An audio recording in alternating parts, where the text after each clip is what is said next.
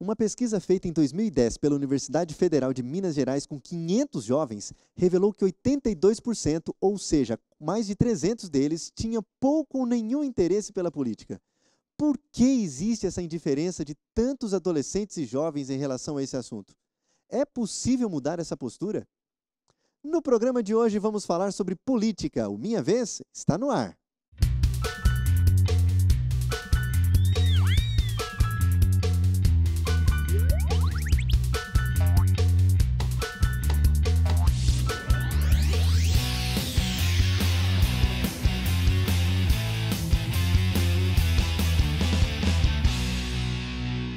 Olá, seja bem-vindo. Estamos de volta depois de uma semana. Eu não sei o que você viveu esta semana. Eu sei que Deus se importa com você e por isso você está aqui com a gente no nosso quarto para conversarmos sobre assuntos inteligentes e importantes para a vida. E hoje, em especial, estamos conversando sobre política. E esse assunto que é tão polêmico, nós temos aqui uma galera muito especial, uma turma que estuda lá no CGA, Colégio Goianiense Adventista. Tudo bom com vocês? Lá de Goiânia, e também o Gabriel, que estuda aqui no Colégio IABC. Muito obrigado, Gabriel, por aceitar o desafio de participar desse bate-papo com essa galera muito especial. Vamos falar de política. Todo mundo gosta aqui de política, ou não gosta, não sei. Daqui a pouquinho vocês vão falar para mim sobre isso, tá bom? Mas para a gente conversar mais sobre esse assunto, convidamos uma pessoa muito legal. Edmar Júnior, formado em administração de empresas, com pós-graduação em gestão escolar. Seja bem-vindo. Tudo bom com você? Tudo bem, olá. Eu chamo Edmar Júnior. É Edmar Júnior, você se importa? Não, fique à vontade. Se você me chamar de Júnior, eu vou me sentir mais em casa ainda, porque só meu pai e minha mãe me chamam de Júnior, né? Ele é Edmar, então eu herdei o nome dele. Aproveita e manda um abraço para eles, então. Vou mandar um abraço para a dona Leila e o seu Edmar, o pastor Edmar, lá de Campo Grande. Um abraço para vocês, para o Binho, para a Milena também. E eu queria mandar um abraço para o pessoal lá de Palmas, da Escola Adventista de Palmas, os funcionários, os professores, os alunos. Um abraço a todos vocês que fazem dessa a melhor Escola Adventista de Palmas. Muito bom. Você tem... São quantos irmãos que você tem? Eu tenho 2 irmãos. 2 irmãos. O Binho e o Esdras. O Binho é pastor em Campo Grande e o Esdras ele está concluindo o curso de Direito lá no NASP. Que legal. O Esdras, inclusive, conheço, tem assim um relacionamento legal com ele. Meu filho, o Arthurzinho, gosta muito dele, tem os momentos de brincar de Wii, até hoje ele lembra de brincar dessas coisas com ele. Mas seja bem-vindo mais uma vez. Hoje vamos falar sobre um assunto que eu acho que você tem alguma relação, né? A política, você já... Qual é a sua trajetória estudantil e o seu envolvimento com a política, Edmar? É um assunto polêmico, né? Eu ingressei na política através dos movimentos sociais, mais especificamente o movimento estudantil. Cheguei a assumir a Secretaria-Geral da UNE, numa gestão que foi importante, que discutiu a reforma universitária. E eu também já fui filiado a um partido político e atuei no movimento de juventude partidária. Uhum. A partir daí, dentro da política, eu ocupei algumas funções específicas dentro do poder público. E aí você discute, de fato, políticas públicas que tragam algum benefício para a sociedade. Legal. Eu fui coordenador de qualificação profissional do Ministério do Trabalho e Emprego e a gente trabalhava especificamente aquele programa Pró-Jovem, que era um programa que trazia qualificação profissional para o jovem, também com a complementação do ensino fundamental para aqueles jovens que ainda não tinham terminado. Não tinham terminado e poder já ter alguma coisa. Um programa que atingiu muitos jovens e adolescentes por todo o Brasil. Que legal. Vocês entenderam, galera, porque nós convidamos o Júnior para trabalhar com a gente aqui hoje esse assunto? E eu preciso saber de vocês. Quando fala em política, qual é a primeira coisa que vem na cabeça de vocês? Quem quer falar primeiro? Bom, uma coisa negativa, que a pessoa que vai lá falar na televisão não vai fazer nada, não vai cumprir nada. Então, eles estão lá só para ganhar. Essa, mais ou menos, é a imagem que vocês têm. Alguém mais quer falar? Pode falar. Quem mais? Gabriel? Realmente, quando se fala em política, a gente tem, a maioria dos jovens, principalmente, muitas pessoas têm uma visão muito negativa em relação a isso. Uhum. Mas a política a gente tem que ver que também está associada muito à questão de ajuda à sociedade. Uhum. Então, até mesmo relacionando com a questão da religião, se a gente souber trabalhar em vários aspectos, a gente pode relacionar de forma muito boa. Por exemplo, a política a gente pode de várias formas, por exemplo, ajudando a sociedade, por exemplo, recolhendo um lixo, às vezes, que está no chão. De várias formas você pode contribuir. E não ver a política como algo tão negativo assim, que todo mundo vê. Mas no fundo, adolescente gosta. Vamos falar de política aqui. No fundo, adolescente gosta, Gabriel? Eu, particularmente, eu gosto muito, mas a maioria que eu vejo, não. Vocês concordam com ele? A maioria não gosta? Vocês aqui? Vamos falar de política aqui agora, como é que é? Como vocês se sentem? Então, eu acho que é um debate que seria legal, que é legal que a gente está fazendo aqui agora, porque não é uma coisa que está muito no nosso dia a dia, no dia a dia dos jovens. Uhum. Então, é diferente e a gente acaba que pode entrar num consenso agora, a questão da política. Você sabe que é interessante? Dentro das pesquisas, a maioria dos adolescentes não tem muito prazer disso. A gente fica feliz de estar aqui com adolescentes que gostam de falar sobre esse assunto, Isso é raro. Mas eu queria fazer outra pergunta para vocês. Eu percebi que a concepção que vocês têm da política não é muito boa. Então eu queria saber o seguinte, essa concepção de que a política é suja, que as pessoas não têm o interesse para o bem comum, apenas o interesse próprio, isso afasta as pessoas? Ou ela está assim porque as pessoas não se envolvem e não atuam politicamente? O que vocês acham? Será que é porque as pessoas se afastaram que ela ficou suja, ou ela é suja porque as pessoas boas se afastaram? Essa é a ideia, né, Júnior? Mais ou menos isso. Eu digo que a segunda opção é mais coerente, porque eu vejo assim, os nossos representantes que estão atuando na política hoje não são nada mais do que o reflexo da nossa sociedade. Então, por exemplo, aqueles que estão lá foram eleitos por nós mesmos. Então, o Brasil inteiro, vamos supor assim, toda a sociedade que faz a política. Então, se a gente tá disposto a mudar alguma coisa que está lá, que está alguma coisa de errado, é certo que é um problema muito difícil de ser resolvido por várias questões. Mas nós temos poder suficiente para mudar essa questão da imagem da política ser tão suja assim. Mas tudo, para mim, tudo começa particularmente assim. Interessante, viu? Eu queria aproveitar e até lançar mais uma pergunta para eles. Eu estou gostando de vê-los falando. Vamos lá. Vocês sabem exatamente o que um político faz? Quando fala um político, o que ele deveria fazer? Quem sabe dizer para a gente? Ou qual a imagem que vocês têm do político que ele deveria estar fazendo? Quem quer falar? Melhorar a sociedade. Como? Melhorar a sociedade. Melhorar a sociedade. O que mais? Qual é o trabalho ali? Em que sentido tem que melhorar onde e tal? Vamos lá. Diga. Bom, o trabalho do político é administrar. Isso, ele vai administrar para melhorar a cidade, sim. Para melhorar a vida das pessoas, a cidade e tal. Ele, então, um dos trabalhos seria administrar para melhorar. O que mais, E ele Gabriel? também desenvolve leis, né, para municípios e assim de acordo com cada cargo de cada um. A turma parece que está entendendo, né? Então, Tá existem entrando. duas linhas da política, Isso. seria isso, Júnior? E eles têm que entender também que política não é eleição. Uhum. Então as pessoas entendem, chegou o tempo da política. Não, a política está acontecendo o tempo todo. E a gente pode participar ou não.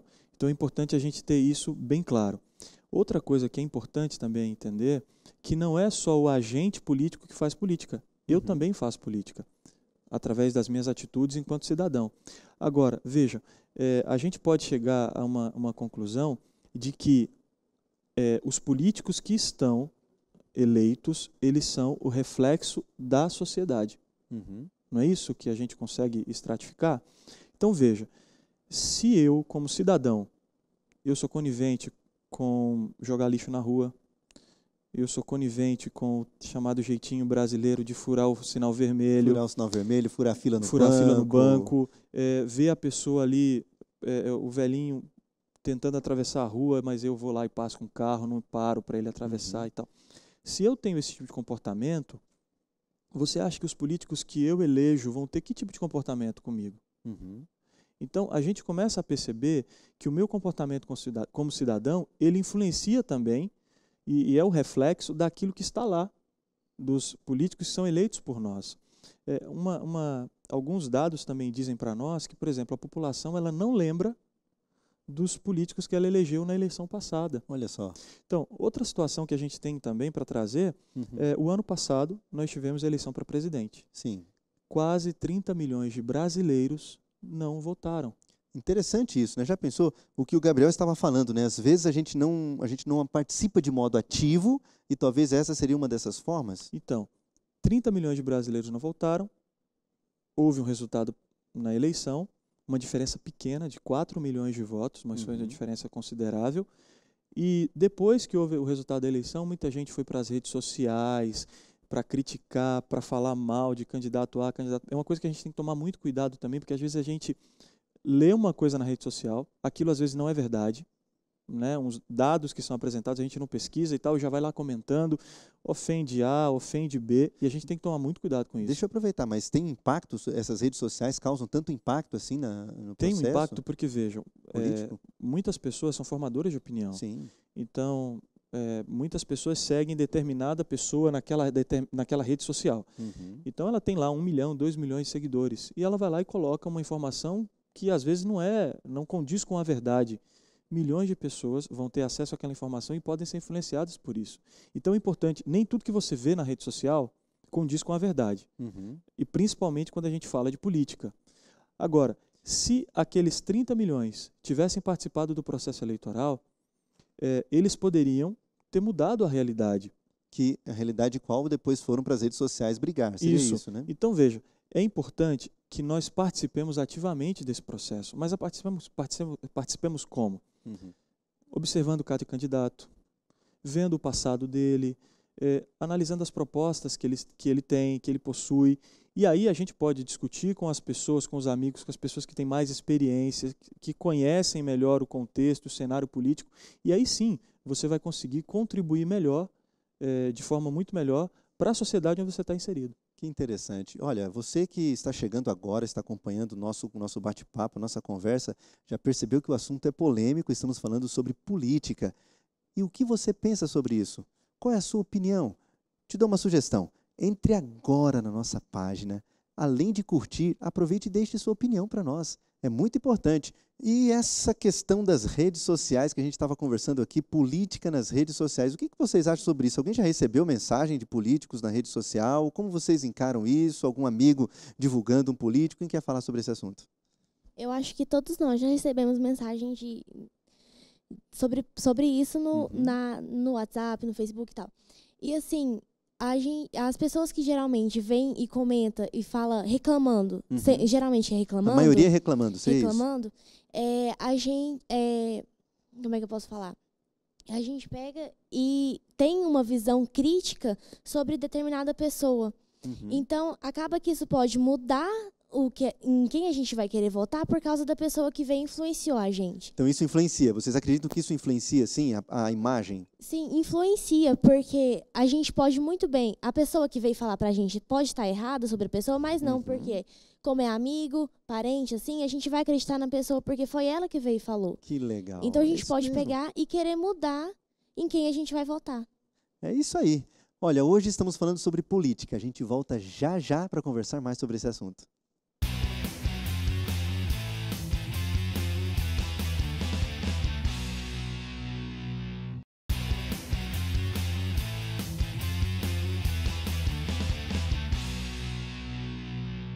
Estamos de volta falando sobre este assunto tão importante para o Brasil, tão importante para você, que logo mais muitos de vocês, o ano que vem, estarão votando. Nós estamos preocupados com isso e gostaríamos que você tivesse uma opinião clara, interessante, inteligente e, de preferência, cristã sobre este assunto da política. É por isso que estamos aqui com o Edmar Júnior, com essa galera muito especial falando sobre política. E falando nisso, o nosso desenhista Guilherme caprichou aqui no perfil político. Tá aí uma frase que parece que é meio comum, não é, galera? Se eleito for, eu prometo. Isso é um clichê ou não é, Edmar? Olha, é um clichê. Já é bem antigo essa frase e a gente está acostumado a ver políticos se elegerem com um discurso e depois de eleitos mudarem totalmente o seu discurso. E às vezes o conceito de promessa acaba indo embora. Isso é perigoso, pode atrapalhar até a credibilidade, né? E você cria um estereótipo para todo político. Então ninguém acredita e nem confia no político. Talvez até por isso muitos programas de humor aproveitam para satirizarem. Para satirizar o político. No intervalo, alguém queria fazer uma pergunta para a gente? Quem que era? Você. Como a gente pode escolher um bom candidato para votar, já que a maioria aqui vai votar o ano que vem? Boa pergunta, hein, Júnior? Muito boa. E de grande responsabilidade. Mas vejam, o Congresso Nacional aprovou uma lei chamada Lei da Ficha Limpa. Então lá já está dizendo o seguinte, se aquele político ele tem a ficha suja... O que seria ter a ficha suja? Se ele é condenado, se ele tem ato de improbidade. Improbidade é não administrou de modo correto. Quando ele foi administrador público, ele não utilizou bem os recursos que estavam sob a responsabilidade dele. Também, se ele tem algum ato corrupto no seu currículo, né? Então, essa lei da ficha limpa, ela diz para a gente quem é honesto e quem não é, pelo menos a grosso modo, pelo menos juridicamente, a gente consegue entender ali. A outra questão é a coerência. Então, tem muitos políticos que têm 3, 4, 5 anos de mandato, tem até mais vezes foram eleitos. Analisa se as propostas dele, quando era candidato, o que é que ele cumpriu quando ele se tornou eleito. Essas promessas que a gente conversou agora, Claro. se ele cumpriu promessas. Isso, se ele cumpriu as promessas, ou se ele tentou, pelo menos, cumprir aquelas promessas. É comum também muitos políticos prometerem algo que não é do seu papel. Tem vereador que promete coisa que é o prefeito ou o governador que faz, ou então tem... Tem algum exemplo prático para a turma entender? Um exemplo. Bom, eu vou tentar aqui lembrar um. Teve um vereador, candidato a vereador, que prometeu, caso ele fosse eleito, que ele ia baixar a conta de energia da cidade. Ou seja, não é da responsabilidade, ele não tem poder sobre isso. Não é da responsabilidade dele, inclusive é uma lei que depende muito do governo do estado com o governo federal para trabalharem as taxas, os impostos, junto com a concessionária que fornece energia. Então, ele acabou, nesse caso ele foi eleito, muitas pessoas votaram nele e tudo, mas depois que ele foi eleito, ninguém nem lembrou da promessa. Não, as pessoas cobraram, mas ele veio com a desculpa de que não conseguiu, porque era o governo, mas ele ganhou a eleição com aquele mote. Entendi. Então precisa tomar muito cuidado com isso também. A outra coisa são as propostas que ele defende. Será que aquilo que ele defende condiz com os meus princípios e os meus valores? Vamos para um ponto polêmico. A gente tem alguns projetos de lei no Congresso Federal que, por exemplo, mudam a concepção que a maioria de nós tem sobre o que é família. E eles estão discutindo isso no Congresso. Agora, essas propostas de lei, esses projetos, chegaram no Congresso organizados por uma minoria. Ou seja, não é o que a população pensa. Não é o que a maioria da população pensa, mas essa minoria se organizou e levou a proposta para lá. Então, vejam, se uma minoria organizada consegue ter um impacto tão grande em suas ações, o quanto nós poderíamos dizer de nós, que somos grande maioria e que muitas vezes não se envolve, né, prefere se abster, fala, não, a política é muito suja, eu não tenho interesse de me envolver, mas você acaba sendo governado por uma minoria que se envolve, se organiza e cria as leis para a grande maioria que às vezes não participa, mas é influenciado por elas. Interessante, ó. Ficou a dica, facilitou agora aí na hora de escolher o candidato. Alguém tem algum comentário sobre o assunto? Quem mais? Gabriel? É bem isso que ele falou mesmo. Tem um site que faz parte do governo federal que eles fizeram que diz exatamente isso daí, que você pode analisar o candidato vendo se ele é ficha suja ou ficha limpa. Então tá aí uma das formas de você analisar em quem você vai votar, principalmente pra gente ano que vem, se o seu candidato ele é ficha suja ou ficha limpa, e para não ter desculpa de que o Brasil tá andando desse jeito por causa deles que estão lá, né? Então está disponível para todo mundo, né? Você queria fazer uma pergunta para a gente no intervalo? Eu queria saber o que a Bíblia diz a respeito do papel que o político deve ter. A Bíblia fala alguma coisa sobre isso, Edmar? Sim, a Bíblia fala que toda autoridade é constituída por Deus. Então, qualquer governante, né, ele só está ali porque Deus permitiu que assim estivesse. Ao mesmo tempo, não é desculpa para ele fazer o que quiser. Claro. Porque ele é responsável pela Isso, escolha. e aí é o segundo ponto. Escolhido. A partir daquele momento que ele assumiu, ele tem o livre-arbítrio para ele fazer o que é bom ou fazer o que é ruim. E as consequências disso, além de ser para toda a população que ele governa, também são consequências que ele vai levar para o resto da vida dele. Agora, nós podemos orar por eles. Nós podemos colocá-los nas mãos de Deus. O apóstolo Paulo, inclusive, fala isso, né? Para nós Claro. orarmos pelos nossos governantes, né? Isso. E fazendo isso, nós estamos os ajudando, né, a tomar as melhores decisões. E é importante até nós, como cristãos, nos aproximarmos dele. Porque a Bíblia fala que nós somos a luz do mundo, nós somos o sal da terra. Onde o sal está inserido, ele dá sabor. Então, eu tenho, por exemplo, vários casos de O bom relacionamento de cristãos com políticos os fizeram a tomar boas atitudes para a sociedade.